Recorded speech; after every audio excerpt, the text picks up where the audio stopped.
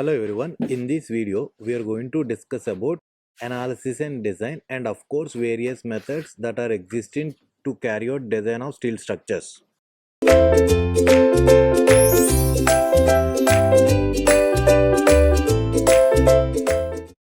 Okay, analysis and design. Okay, let us see what is meant by analysis and what is meant by design. In that first we'll start with analysis.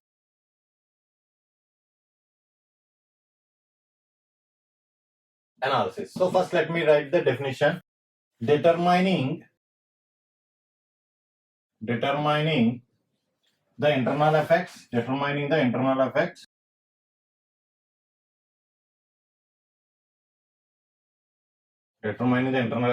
like axial force,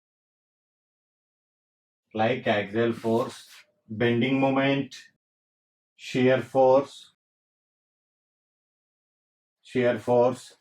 twisting moment,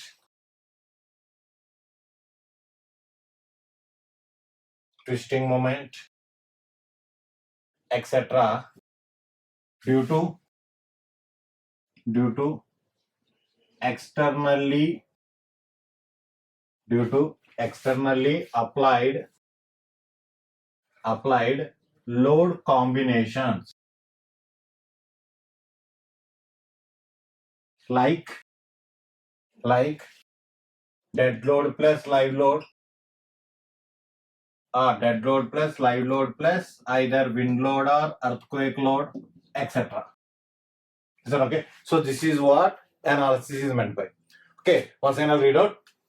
So determining the internal effects. Okay, determining the internal effects. So internal effects means axial force, bending moment, shear force, and twisting moment. It means there exists lot many internal effects. But out of all those, these are main or major. Okay, major internal effects. So finding out those major internal effects because of externally applied or due to externally applied load combinations. So coming to these load combinations, we'll discuss in detail in our coming lecture or in our next lectures. Okay, no worry. But as of now, load combinations are like this. Okay, as of now, you remember load combinations are like this. So DL means dead load, LL means live load, whereas WL means wind load and EL means earthquake load. So likewise, there exist some load combinations. So because of that external applied load combinations, they produces internal effects. Okay, they produces internal effects or forces. So finding out or determining those forces, internal forces because of external applied load is known as analysis. So this is what exactly analysis is. Okay, analysis is, it means whatever we have studied in strength of materials and structure analysis is nothing but this only. It means finding out the internal effects like shear force, bending moment, axial force, or twisting moment in some cases. Is that okay? So this is what analysis. Now we go for the next one, that is design. Clear? So design means in simple. Determining the dimensions. Okay, determining the dimensions is nothing but design. Determining the dimensions is nothing but design in simple. But we are not supposed to discuss this design in this simple way. The reason, what is the name of our subject? That is design of steel structure. So in the name of our subject of discussion itself, design is there. Therefore, we are not supposed to discuss or we are not supposed to define design in this simple way. It means we need to go into the depth of this design, or we need to discuss about this design in detail and various methods that were existing. Okay, various methods that are existing in carrying out this design of steel structures also we need to discuss. Is that okay? So first you take these definitions and later we'll see what is meant by design in detail, and as I said, various methods that are existing in carrying out the design of steel structures also we'll see. Okay, so design. So what we are going to design here? Steel structures. Hence our subject name is design of steel structures. Design of steel structures.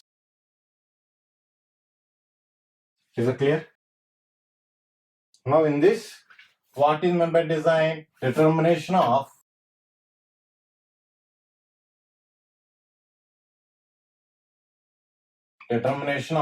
dimensions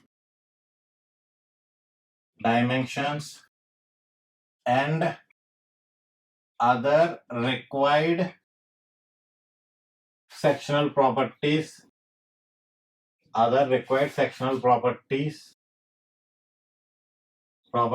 of structural structural steel sections, structural steel sections, and structural fastenings, structural fastenings based on design, based on analysis. Is that okay? So this is what the design of the steel structures is meant by. Is that clear? So what is meant by design? Determination of dimensions and other required sectional properties of structural steel sections and structural fastenings based on analysis. Is that okay? Now coming to the dimensions. So what are dimensions? Dimensions are like thickness and width and depth.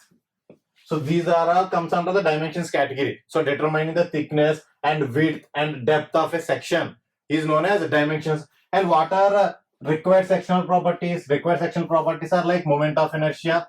Okay, there exists different moment of inertia along various axes and section modulus. Again, coming to the section modulus, also there exist different types of section modulus. That is plastic section modulus and elastic section modulus, and even the section modulus varying along axis also, varying along axis also. So moment of inertia, section properties, and then radius of gyration, etc. Is that clear? So these all comes under the category of required sectional properties. Okay, required sectional properties of structural steel. And coming to the structural fastenings, the required properties of structural fastenings are nothing but we know fastenings. We provide fastenings by using two elements. One is either bolt or rivet, and another is welt. Is that okay? So coming to the bolt, we find out means design means we find out number of bolts required. Okay, number of bolts required and various provisions related to the arrangement of the bolts. So that comes under the design of bolt. And coming to the weld, so required sectional properties of weld is nothing but size of the weld and then length of the weld and then throat thickness of the weld. Is that okay? So all these are comes under dimensions category and other sectional properties. So this is what exactly meant by design. Okay, this is what exactly meant by design. Is it clear now, everyone? Now in design of steel structures, mainly we design, okay, in this design of steel structures, mainly we design structural steel sections, as I mentioned there. So structural steel sections, it means steel sections and their connections. Okay, and their connections. It means we can say in design of steel structures, mainly we design two elements. That is design of steel sections and another is design of their connections, which is what already discussed, right? Which is what already discussed. So being a civil engineer, we are having two aims here. That is design of steel structures and design of connections. Out of these two, which is a prime concern or which has to be focused more? These connections design. Why? Because failure in design is much more dangerous in comparison with failure of steel sections. Now what is meant by or what we are going to do in this design of steel sections? Simply cross checking. Okay, simply cross checking. But here we are not supposed to cross check. We are supposed to determine number of, if it is a bolted connection, then we are supposed to determine how many number of bolts are required and how to arrange their bolts. Okay, how to arrange those bolts in those connections. Is that okay? If it is a weld, then we are supposed to determine the length of the weld required to transfer that load and even size of the weld required and throat thickness and corresponding throat thickness required. Is that okay? So this is what all about the design. Okay, this is what all about the design. Now while designing, design engineer need to ensure safety and economy. That means whatever the structures we are going to design, that structure should be safe and economical. Okay, that structure should be safe and economical. So these are the two criteria that are to be taken into the consideration. Okay, these are the two criteria, that is safe structure and economical structure. Okay, safe and economical structure.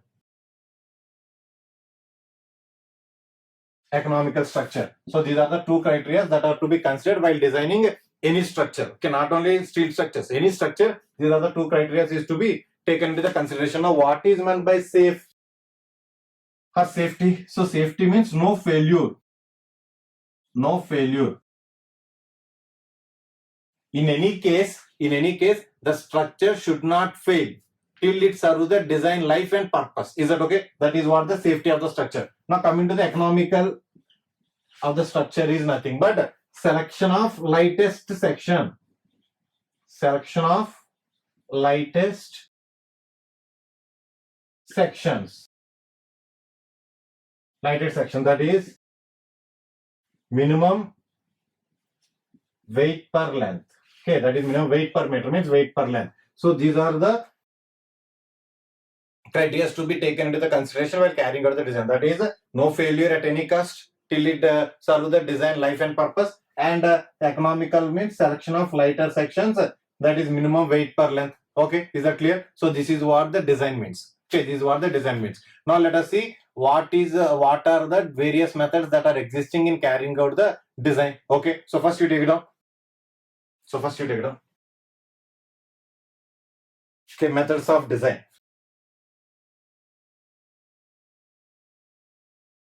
Methods of design. Now for these methods of design, IS 800 is a reference.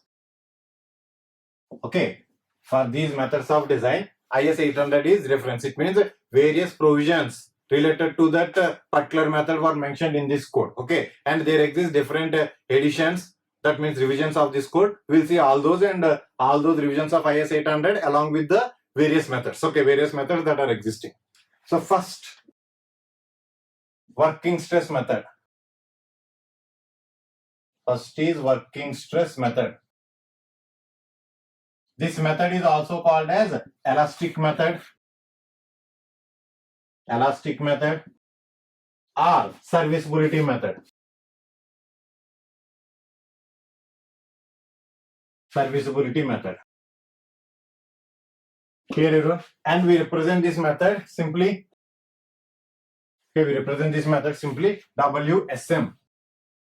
Working stress method. Okay, working stress method of design. Now this method was mentioned in first edition of this code, IS 800, that is in 1956, and later it was continued in 1962 also, and even it is continued in 1984 also, and even it is present in the recent edition, that is in 2007. Is that clear? It means in all the editions of IS 800, this method was there.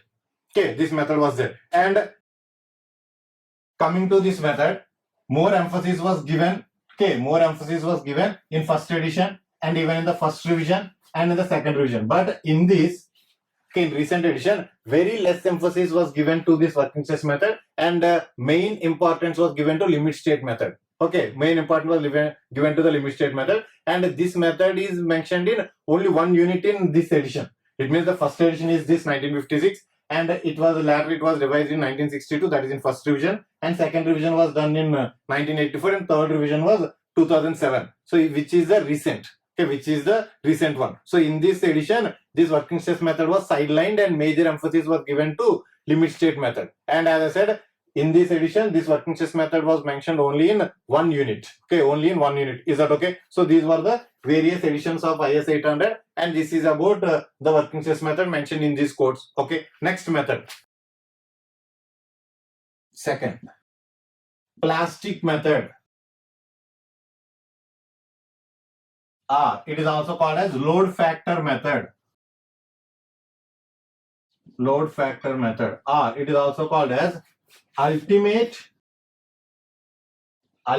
strength or load.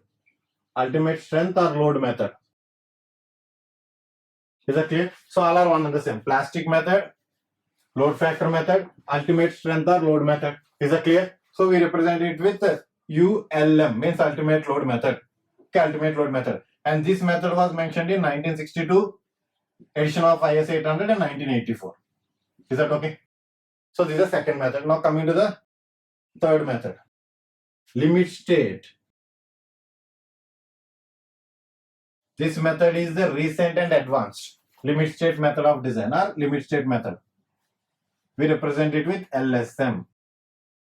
Is that clear?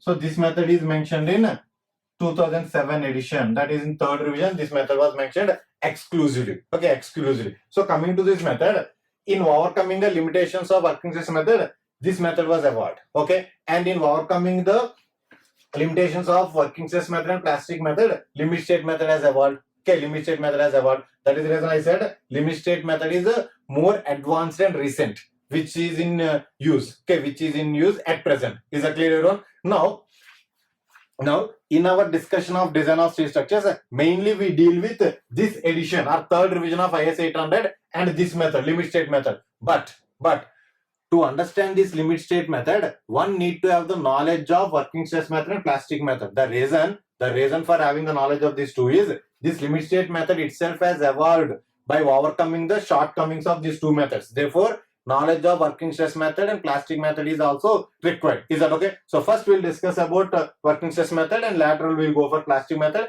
and finally we confined our discussion, or mainly we discuss about limit state method. Is that okay? So these were the various methods of design. Okay, these are the various methods of design, and these are the various editions of IS 800. Is that clear, everyone? Take it on. Of course, we have discussed about the editions of IS 800, but here also I have mentioned. Take it on.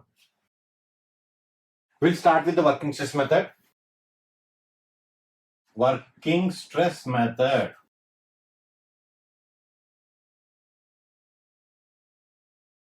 Okay, working stress method. Now, this working stress method is the traditional method of design for not only structural steel but also for RCC and timber. Is that okay? And we'll see what is the basis for this method and what is the main design criteria in this method. Okay, main design criteria followed in this method. First, so basis. So this method is based on, it means WSM is based on linear elastic theory. Linear elastic theory. What is meant by it? So linear elastic theory means, design in this method is carried out mainly based on the concepts of strength of material. Okay, concepts of strength of material. Concepts of strength of materials. Strength of materials like simple bending theory. Simple bending theory. In this simple bending theory, we have discussed one famous or popular formula. So what is that formula? Moment of inertia is equal to stress upon maximum distance of extreme fiber from the neutral axis is equal to E, Young's modulus upon radius of curvature, right? So simply M upon I is equal to F upon Y is equal to E upon R.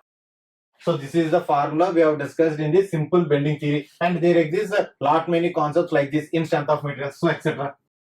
It means here in this working stress method we carry out the design by making use of the concepts of strength of materials. That is why this method is mainly based on linear elastic theory. Okay, linear elastic theory. As this method is based on linear elastic theory, therefore in this method it is assumed that material behaves linearly. Okay, linearly in elastic zone. Elastic zone. Or you can say up to yielding. Is that clear, everyone?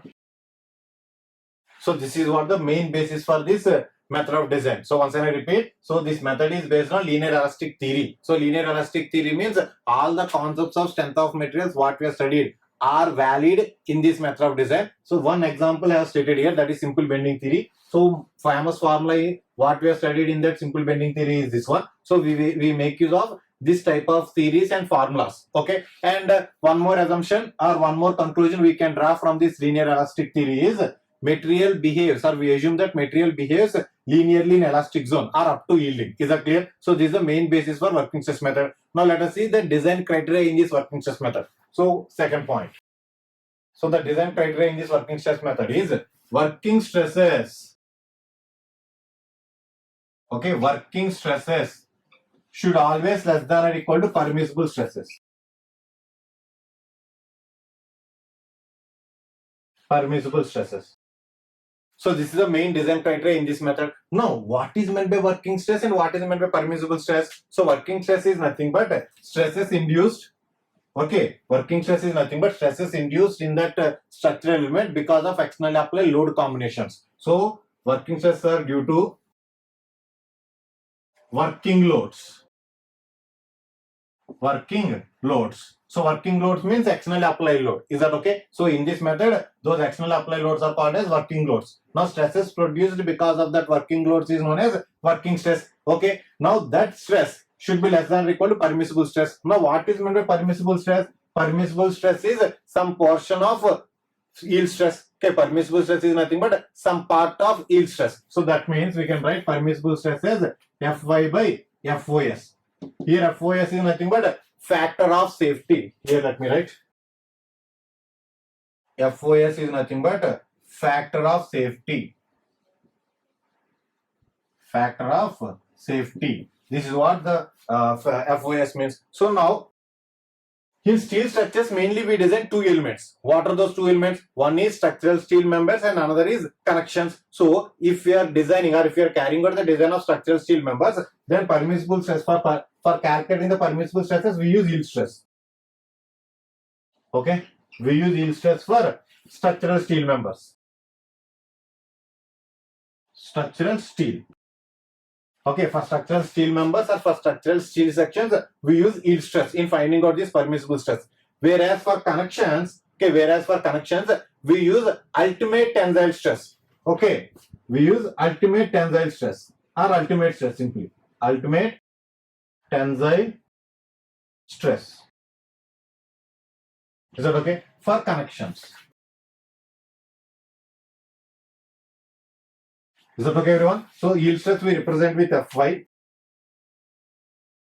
Okay, yield stress we represent with Fy and ultimate stress we represent with Fu. Once and I repeat. So for calculating or for finding out the permissible stress, okay, for calculating the permissible stress and in calculation of the permissible stress, for structural steel sections, we make use of yield stress. Whereas for connections, we make use of ultimate tensile stress. The reason for using these stresses for these particular numbers is always steel structure is assumed to fail by yielding. Okay, in most of the cases, steel sections are assumed to fail by yielding because of property of ductility. Okay, because of the property of ductility, steel structures never fail on a sudden.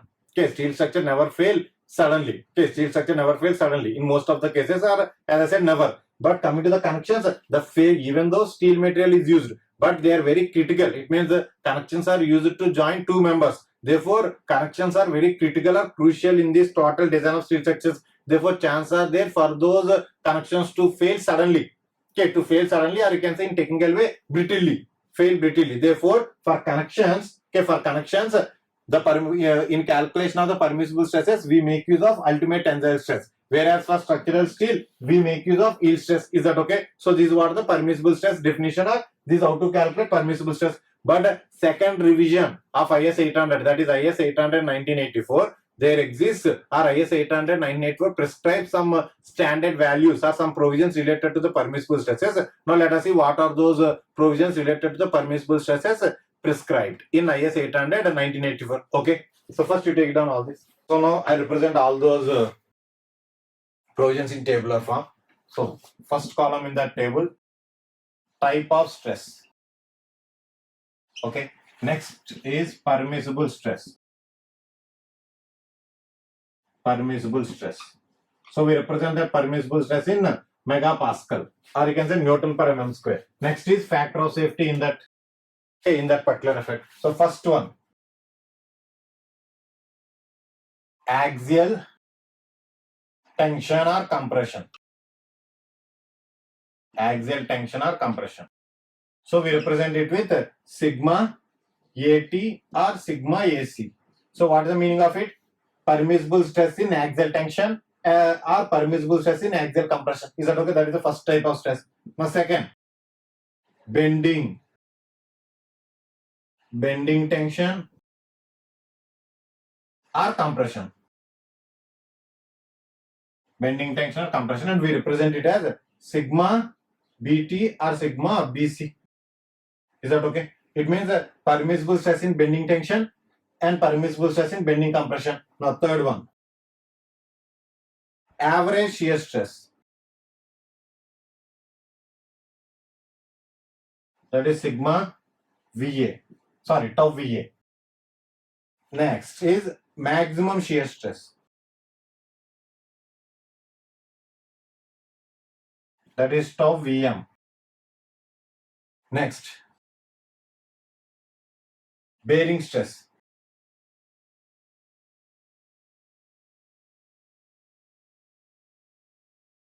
That is sigma B. Next,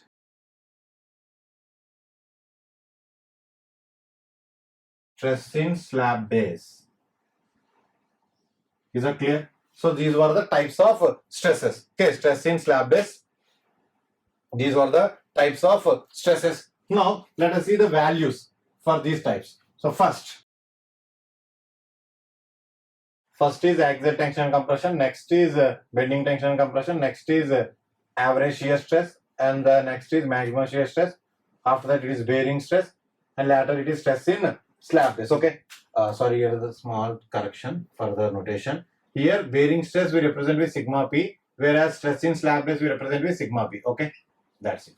Now let us see the values. Now permissible stress for axial tension and compression is 0.6 Fy. Is that clear? And for bending tension and compression, or in bending tension and compression, the permissible stress is 0.66 Fy. Okay, and for average shear stress it is 0.4 Fy, and for maximum shear stress it is 0.45 Fy. Okay, now for bearing stress it is 0.75 Fy, and for stress in slab base it is 185, means MPa. So units for all this is MPa or Newton per mm square. Is that okay? So these were the permissible stresses in this effects. Okay, in this effect. Now let us say factor of safety. Now for this the factor of safety is around 1.67, and for this case it is 1.5, and for this case it is 2.5, and for this case it is 2.22, and here it is 1.33. Is that clear? So these were the provisions related to the permissible stress in IS 800 1984. It means whenever we are designing a beam, then what are the stresses to be considered? As the beam is subjected to bending and shear, then these were the stresses to be considered. Whenever we are designing members in the truss, that is axially loaded members, then we need to take this. It means whenever we are designing members of a truss by working stress method, then permissible stress is this. In the same way, as I said earlier, whenever we are designing the beams by working stress method, then these were the values to be taken. Whenever we are designing slab base, then this is a value to be taken. Okay, now whatever the stress that is going to produce, or whatever the working stress that is going to produce because of the working load, should be less than this. In this way we carry out the design. Is that okay? So this is all about the working stress method. Okay, we are not going into the detail, but still we have covered all the required concepts in working stress method. That means basis for this working stress method and design criteria. Now we will see the limitations. That is what required here. Okay, that is what the well required here. As I said previously, plastic method and limit state method has evolved by overcoming the limitations of this method. It means this is the traditional method, or you can say the first method of design. Okay, as there exist some limitations in this method, because of that only the next methods has evolved. Clear, everyone? So first we take down, we will see the limitations which are very important or very much required to understand the other methods. Clear, everyone? Okay, limitations.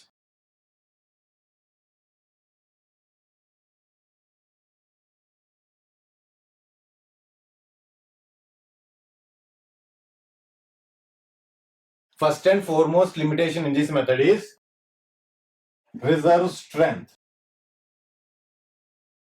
Strength of steel, reserve strength of steel beyond elastic limit.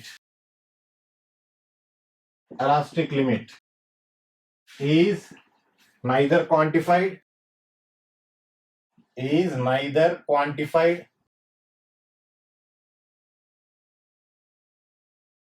nor utilized. Is that clear? So once again I read out, reserve strength of steel beyond elastic limit is neither quantified nor utilized. Now let us discuss. Okay, now let us discuss this point or this limitation by making use of stress strain curve of mild steel. Okay, stress strain curve of mild steel. So for that I need to draw the stress strain curve of mild steel, which is what we have discussed in beginning of the plastic analysis, right? In the beginning of the plastic analysis already we have discussed this, but here also it is required. That is the reason I am drawing it again. But I will not explain all the details in this graph. Okay, but see, this is the stress strain curve of the mild steel. Okay, in this graph, as discussed earlier, it means that is in the beginning of plastic analysis, there exist so many points. Out of all the points, 2 points are required to be considered. Those points are, one is yield point. That means stress corresponding to this yield point is known as yield stress. And another point is ultimate tensile stress point. It means stress corresponding to that point is known as ultimate tensile stress. Okay, now by observing this graph, it is very clear that major portion of this graph is existing beyond yielding. It means up to here or from here the yielding will start. Okay, from here, or you can say from this point onward the yielding will start. So the major portion beyond yielding is this one. Okay, this one. Now strength. Okay, strength of the graph, or you can say strength of the steel that is existing beyond the yielding is known as reserve strength. Now that strength is not at all used, or you can say utilized in this method. Therefore, that is a major drawback. Okay, that is a major drawback in this method. And from this graph, we can draw some other conclusions which are considered as limitations. Okay, which are also considered as the limitations. Now, what are those? Let us see. Okay, what are those conclusions we can draw from this graph and from this point? Let us see. So, first one. For drawing the conclusion, we need to draw the graph that is used. Okay, as here, or in this method, or you can say this working stress method is based on linear elastic theory, right? Linear elastic theory. It means a linear portion of this graph is only considered. It means up to yielding, or you can say up to limit, elastic limit only this graph is considered. That means this is the graph that is considered in this method. Okay, this is the graph that is considered in this method. And let me draw that graph here again. Okay, so this is the graph that is used in working stress method, WSM. Okay, this is the graph that is used in working stress method. So in this graph, here where yield point lies, means yield stress will lie. And what is meant by permissible stress? Permissible stress is nothing but some part of yield stress. It means here where the permissible stress lies. Here where the permissible stress will lie. And working stress is some working stress is due to working load, and it should be less than or equal to permissible stress. It means here where working stress will lies. Right? Is it clear everyone so far? Now, in design, we make use of this working stress and we carry out our design. Yes or no? Now, because of usage of this stress in working stress method, okay, working stress method, so this method results in over design. Okay, this method results in over design. It means more safe and uneconomical. Okay, more safe and uneconomical. So due to the usage of working stress in this method results in over design. Over design. It means more safety, or more safe and uneconomical. As already discussed in the beginning of this analysis and design, structural engineer need to ensure safety and economy. It means we are not only supposed to provide safe structure, but the provided structure should also be economical. Is that clear? So these two things need to be taken. Okay, these two things need to be taken care. It means if you design by working stress method, then the structure will never fail due to strength. Okay, or strength failure will never occur. Why? Because the stress whatever that is developed in the member because of external applied load is much less than strength of that material. It means from this graph it is very clear lot of strength, or you can say major portion of this graph is existing beyond yielding. So that strength is not at all utilized. Okay, even though we are utilizing the graph up to the yield point, okay, graph up to the yield point, and whatever the stress that is developed due to working load is much less than this yield stress. Therefore, failure will never occur because of strength, or in strength the failure will never occur. Is that clear, everyone? Therefore, this method results in over design. It means more safety and uneconomical. So this is also one more limitation we can draw from this first one. Okay, first and foremost limitation. Is that okay? Now, next limitation we can draw from this pointer, from this graph, that is permissible stress is nothing but yield stress by factor of safety, right? Is that clear? Now this factor of safety, whatever the factor of safety values we have discussed or we have seen previously, that is 1.67, 1.5, 2.5 and 2.22 and 1.33, all those values are based on experience and engineering judgment. Experience and engineering judgment.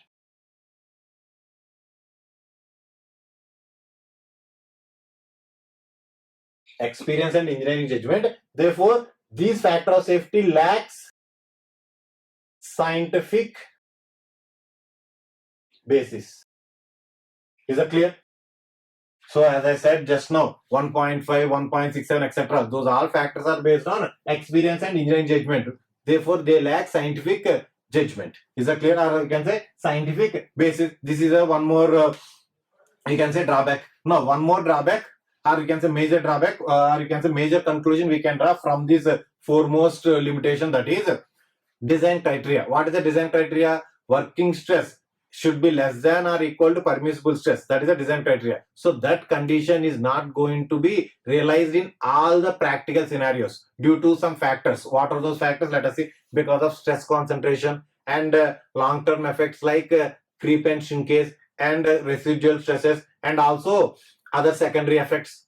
Is it clear? So I guess you know what is meant by stress concentration, right? It means the stress is going to concentrate. If a stress is going to concentrate at one particular location, and if it is not distributing throughout the greater area or larger portion of that cross section, then it is known as stress concentration, and chances are there for the failure to occur because of the stress concentration. And coming to the long term effect like creep and shrinkage, I guess you know what is meant by creep and shrinkage, right? So I'm not going to explain it. And coming to the residual stresses, what is meant by residual stresses? So residual stresses are the thermal stresses that are retained in the structural steel sections during their manufacturing process. Okay, during their manufacturing process. It means most of the structural steel sections are designed by, or you can say manufactured, not designed, sorry, manufactured by some process like hot rolling and cold working. Because of this heating and cooling process, some temperature, you can say some heat is going to be retained, or it is retained in that member. Now that retained heat is going to produce some thermal stresses. Those are known as residual stresses.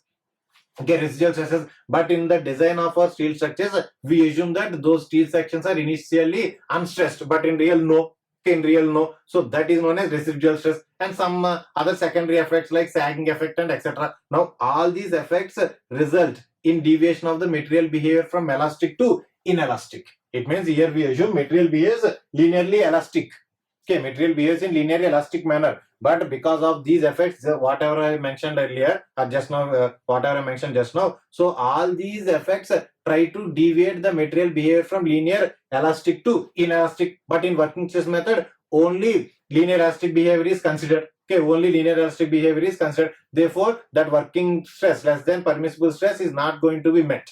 Okay, it is not going to be met. So that is also major drawback. But that drawback is going to be overcome by a property of steel is known as ductility. So because of ductility, that material can redistribute that stress concentration or all those effects. Okay, redistribute that load, and even it yield locally. Okay, even it yield and buckle locally without producing the overall failure. In this way, that structural steel members are going to overcome that limitation. Okay, overcome that limitation. So finally, these are all the limitations, or you can say these are all the conclusions what we can draw from this first and foremost limitation, that is reserve strength beyond elastic limit is neither quantified nor utilized. Is that okay, everyone? Now we'll see the second limitation. Okay, we'll see the second limitation. So far we have seen, or we have discussed about the conclusions from the stress strain curve. Okay, we have seen the limitations from the conclusions made from this stress strain curve, and from this point. Now we'll go for the second major limitation of this method, that is failure mode is not visualized. So just now we have seen where the working stress is going to lie in that graph, right? So because of that, because the usage, okay, because of usage of that working stress is in design, so we can't visualize a failure. Okay, we can't visualize a failure if structures are designed by this method. So that is also considered as a drawback or limitation, you can say. Okay, so failure mode is not visualized. Now next limitation. So this working stress method unable to discriminate, or you can say it fails to discriminate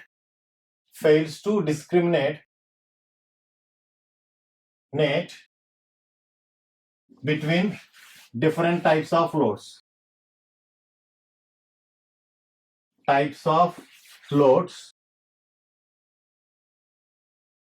That are acting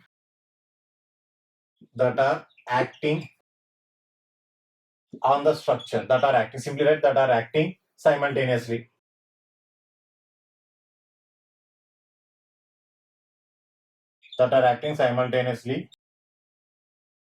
while maintaining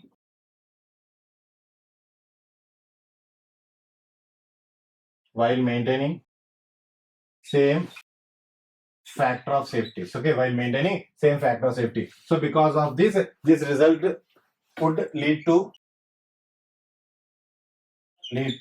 unconservative design.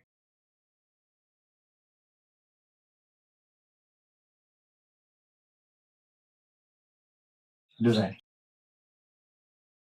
that clear? So this is another limitation of this method, that is working stress method. So what is it? So this working stress method fails to discriminate between different types of loads. That means previously in the explanation of the definition of the analysis, we have seen some load combinations like dead load plus live load, or dead load, live load, wind load or earthquake load, snow load, etc. So there exist some types of load. Now this working stress method fails to discriminate between all these types of loads that are acting on the structure. Okay, that is acting on the structure simultaneously while maintaining same factor of safety. So because of this failureness of this method, it would lead to the unconservative design. Is that okay? It would lead to the unconservative design. It means in this method, all the loads are considered as one and the same. And those loads are considered in the design while maintaining same factor of safety for the stress. But that is not the true in real. Therefore, this method of design results in unconservativeness. Is that okay now? Next limitation. This method considers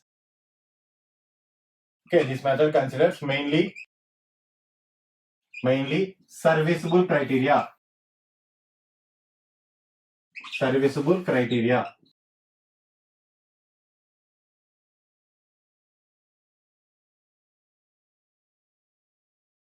Rather than strength criteria.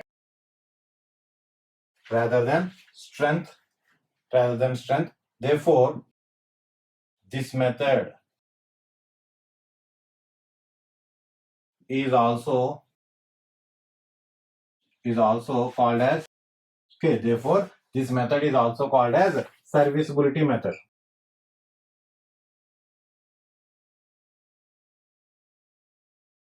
It means in drawing the conclusions, okay, in drawing the conclusions from this first limitation by making use of the graph, we have discussed about the working stress, right? So where that working stress is going to lie in that graph, okay? Because of usage of that working stress, the structure never fails in strength aspect. Yes or no? As the structure is never fails in the strength aspect, so always in this method we go with serviceability criteria. It means we are always concerned about the failure when the structure is in use or when the structure is in working condition. That is the reason the name of this method itself is working stress method. It means whenever the structure is in working condition or when the structure is in use, we are going to analyze the behavior of that structure and we are going to mainly focus on the failure.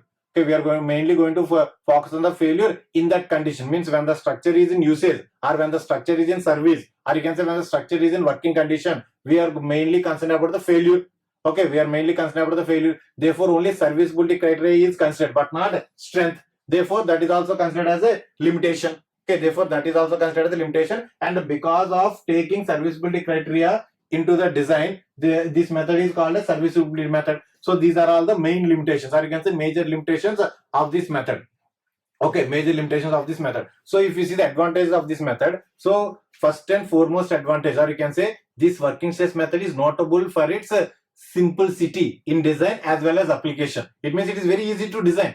Okay, it is very easy to design a structure by making use of this method. So that is the first and foremost advantage. And one more advantage, if you see, out of in spite of all these shortcomings, okay, most structures designed in accordance with this working stress method have generally performed satisfactorily for many years.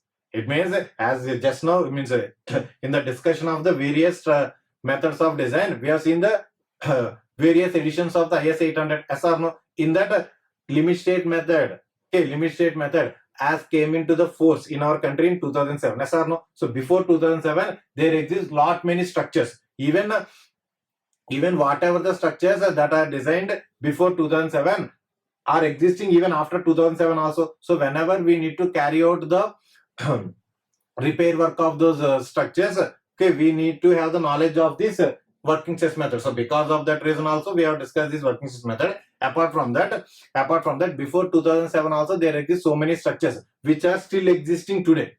okay, which are still existing today. It means in spite of all these shortcomings, this method is very good.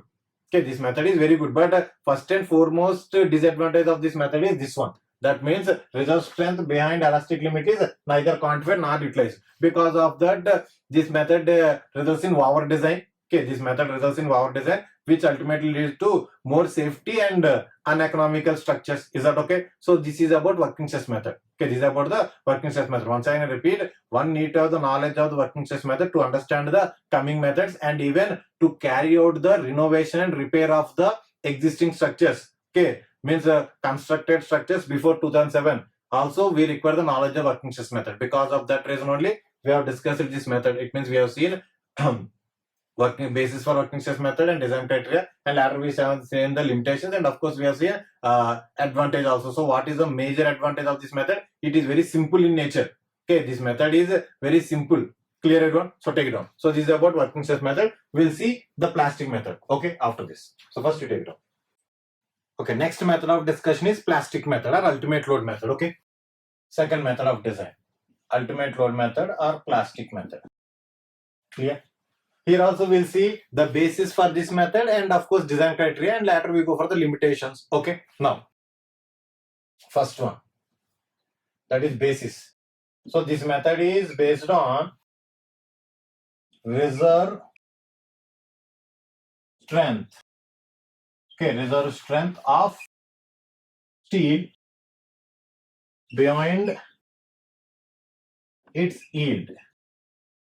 Is that clear? So the main basis for this method is reserve strength of the steel behind its yield. Is that okay? It means in this method, or by considering the yield strength, by considering the reserve strength of the steel itself, this method has overcome the limitation of working stress method. Is that clear, everyone? So this is the basis. What is the basis for this method? Based on reserve strength. Okay, the basis for this method is the reserve strength of steel behind it. Is that okay? Now, as a reserve strength is considered, therefore failure occurs. Okay, therefore failure occurs at collapse load or ultimate load rather than working load. Okay, rather than working load. Now, what is the design criteria here?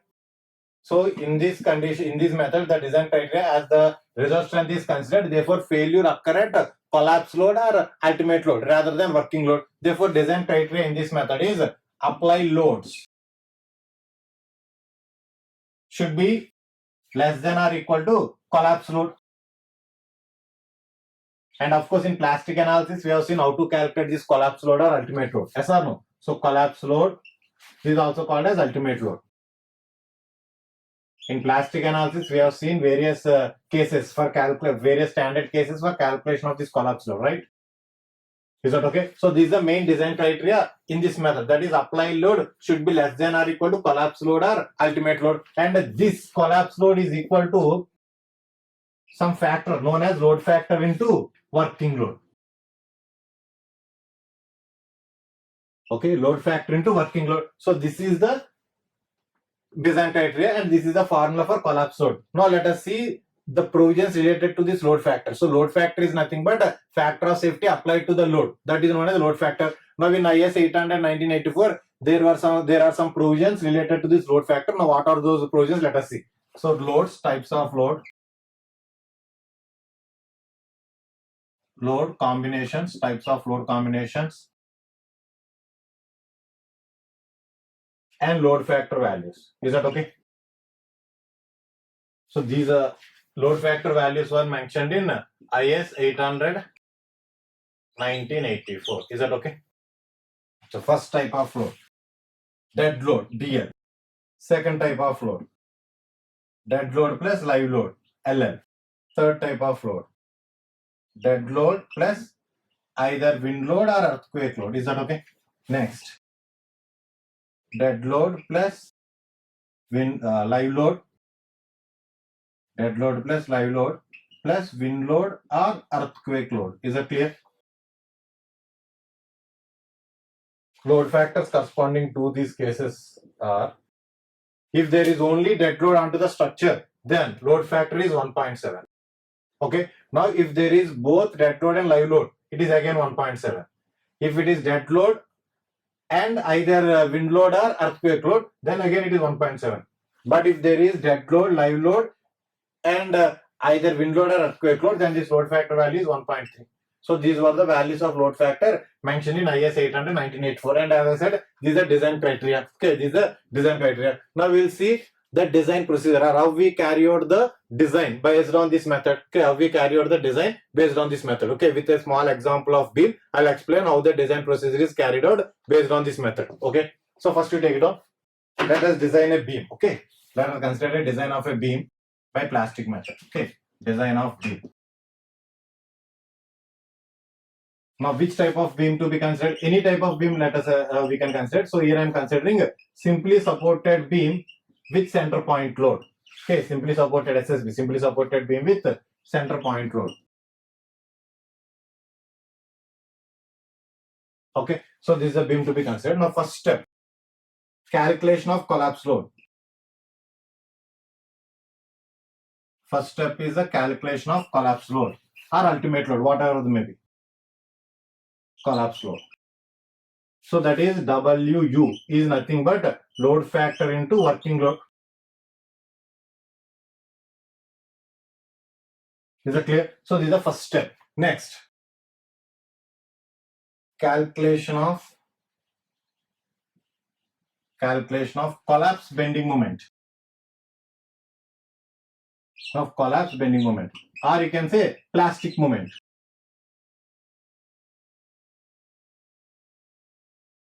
So in this case, plastic moment or collapse bending moment is nothing but WL by 4.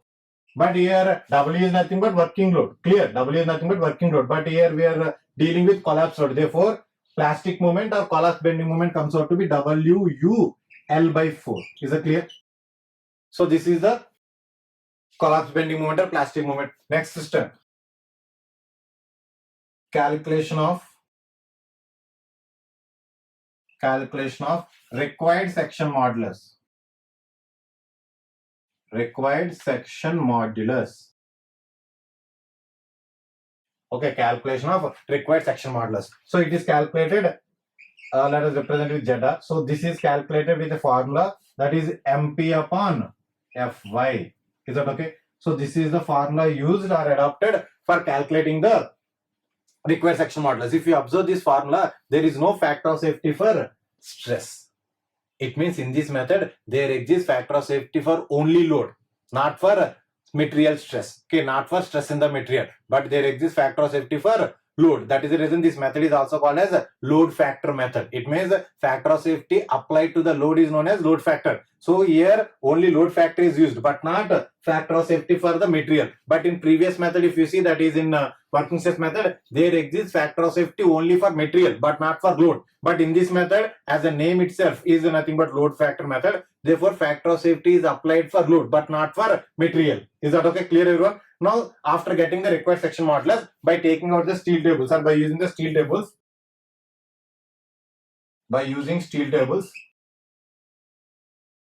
okay, by using steel tables, clear, everyone? By using steel tables, tried section is selected.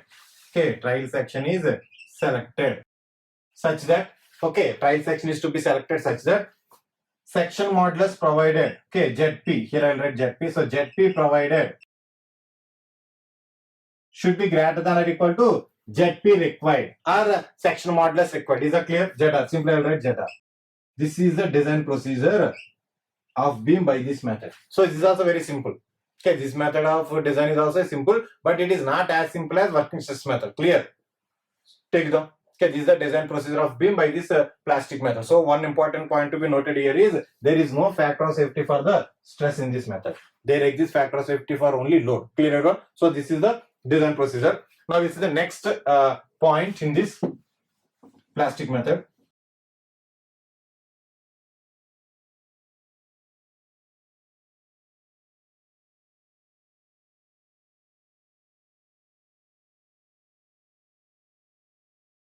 So this method is considered as, okay, this method is considered as limit state for strength, okay, or limit state of strength. Limit state of strength. Is that clear? as here we are using collapse load or ultimate load. Because of usage of collapse load or ultimate load in design, these members, okay, members designed by this method will fail by developing mechanism. Okay, it means the total strength in that member is going to be tested. Okay, total strength is going to be tested if the member is designed by this method. That is the name itself, or this method is considered as limit state of strength.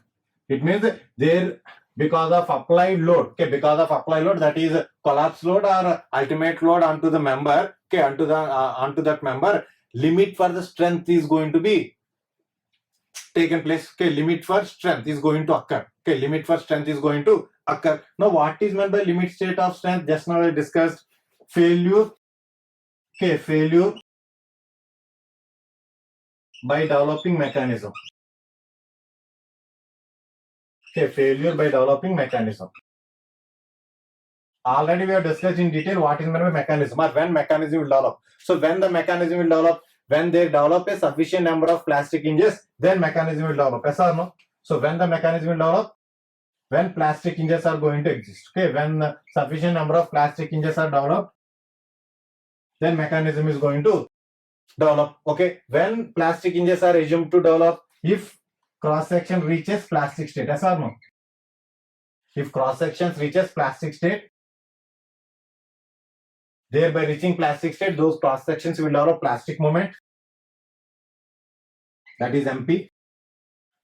Then plastic hinges are going to develop. So when cross section reaches to the plastic state and plastic moment will develop if we place a collapse load or ultimate load on it, right? That is WU. Now all these concepts, that is mechanism, plastic hinges, plastic state, and calculation of plastic moment and collapse load, everything we have covered or we have discussed in plastic analysis. Okay, plastic analysis. But here why I have explained again, or why I have mentioned all this, is for explaining the limit state of strength. So limit state of strength is nothing but failure by developing mechanism. It means because of failure by mechanism, there exists limit for the strength of the material. Okay, because of the failure by the developing the mechanism, there exists limit for strength. Okay, there exists limit for strength of that material. Hence, this method is considered the limit state of strength. So in limit state of strength, failure will occur by mechanism. So mechanism, when the mechanism is going to develop, when sufficient number of plastic hinges are developed, then mechanism will develop. And when the sufficient number of plastic hinges are assumed to form, if cross section reaches to plastic state and thereby developing the plastic moment carrying capacity. So when this will occur, if we place collapse load on that structure. Is that okay? So this is about this method. Okay, this is about this method. Now let us see the limitations of this method. Okay, let us see the limitations of this method. So as we have seen, basis and design criteria, and of course we have discussed with the design procedure also. Now let us see the limitations of this method. Okay, limitations of this method.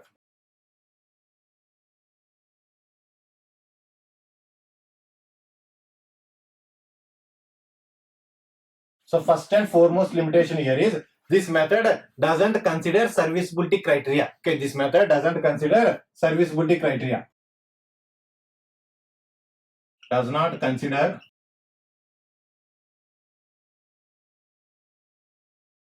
serviceability criteria.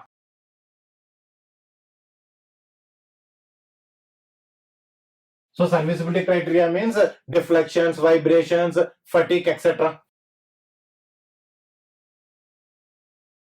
Deflection, vibrations, fatigue, etc.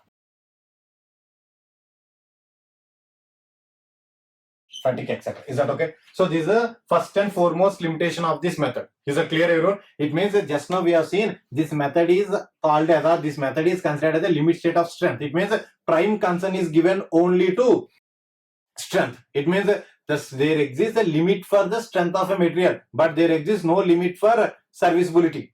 Okay, there exists no limit in serviceability criteria. Clear, everyone? So that is one of the major drawback of this method. Okay, one of the major drawback of this method. So with a small example, I will try to explain you how the structure is going to behave when it is designed by plastic method. Okay, so not exactly, but for your convenience or for your understanding, I'm going to give that example. So with one example, I'll explain how the structure is going to behave if it is designed by plastic method. Let us take a suspension bridge. or you can say wide suspension bridge. So whenever we are moving on that wide suspension bridge, then they produce lot of vibrations and deflections. Yes or no? There exists so much of deformation in that, but that member or that suspension bridge will not fail. It means strength wise it is okay, good. Okay, strength wise it is perfect, but it is going to produce so much of deflections. It means in designing those suspension bridges, serviceability criteria is not considered. Okay, serviceability criteria is not considered. So if a structure is designed by plastic method or this ultimate load method, or you can say load factor method, that is how the structure is going to behave. It means as the serviceability criteria is not considered, therefore the structure can able to produce, or it can produce a lot of deformations like vibrations, deflections, fatigue, etc. Is it okay? And in this method itself, okay, in this method itself, other limit states are not considered. Okay, other limit states of strength, other limit states of strength, or you can say safety. Okay, other limit states of strength or safety are not considered, are also not considered.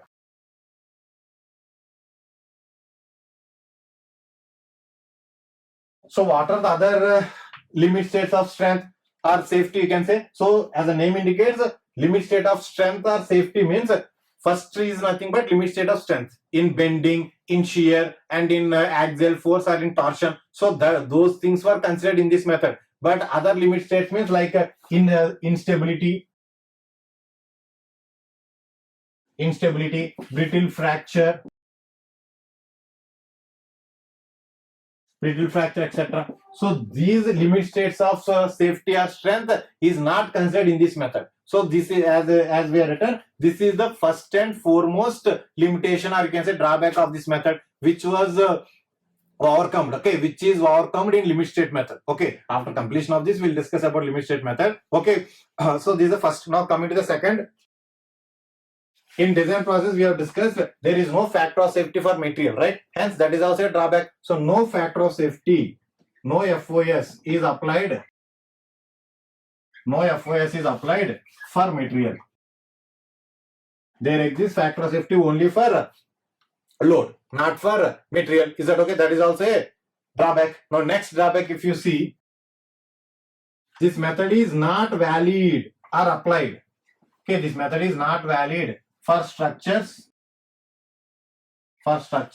subjected to dynamic effects. Subjected to dynamic effects. Dynamic effects, etc. Dynamic effects, and you can say fatigue also.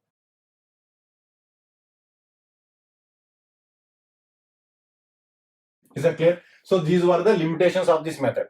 Okay, these were the limitations of this method. Now let us see the advantage. Okay, let us see the advantage. So the major advantage of this method is, so this plastic method and analysis provides a simple approach for the redundant structures and results in smaller sections. Is that okay? Once again I repeat. So this plastic method and analysis provides a simple approach for redundant structures and results in smaller size sections than those designed by working stress method. Is that okay? That is what the major advantage of this method. So this completes even plastic method also. Okay, this completes even plastic method also. Now we'll see limit state method. Okay, now we'll see the limit state method. So coming to the limit state method, so limit state method provides a rational solution to all limitations of the above two methods. Okay, above two methods. It means whatever the limitations we have discussed in above two methods, all those limitations are overcome. Okay, all those limitations are overcome in limit state method. So simply to say, once and I repeat, limit state method provides a rational solution to all limitations of the above two methods. Is that okay now, everyone?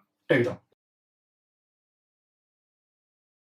Coming to the limit state method, so this method I will explain in the discussion of the bolted connections. In bolted connections, we are going to discuss one topic named caudal provisions used for carrying out the bolted connections design. Okay, there itself I will explain about what is meant by limit state and various definitions and terms and terminologies and factors involved in the limit state method in detail. Is that okay? So I will discuss in the bolted connections.